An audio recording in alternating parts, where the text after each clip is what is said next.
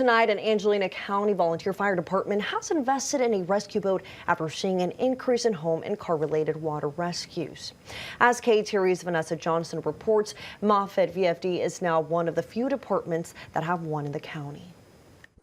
It was a response to an issue that can happen during heavy rain spells.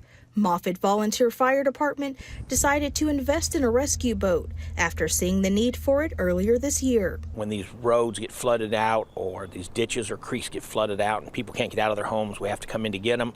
That's what this boat is designed to do. Richard Brunk, the president of the fire department, says they've executed water-related rescues before, with at least 2 in 2023 and 6 this year. In the past, they would have to wait on another agency that was better equipped or wade through the water themselves. This way now we can get a boat, everybody can get up to wherever we're going safely and get everybody out safely. They have already started training and plan to do more when the weather gets warmer.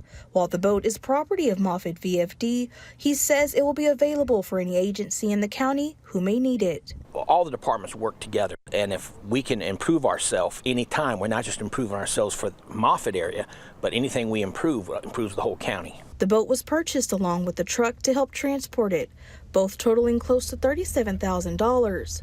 Brunk says they had a successful fundraiser a month ago and funds that were tucked away that went towards the cost. If we save one life or make one difference, one rescue in the next 2 years with that boat, it's worth every penny we spend because you can't put a value on human life. Vanessa Johnson, KTRE East Texas News 9. Now, we are told the new truck that was purchased in addition to the boat is also equipped to help with grass fires.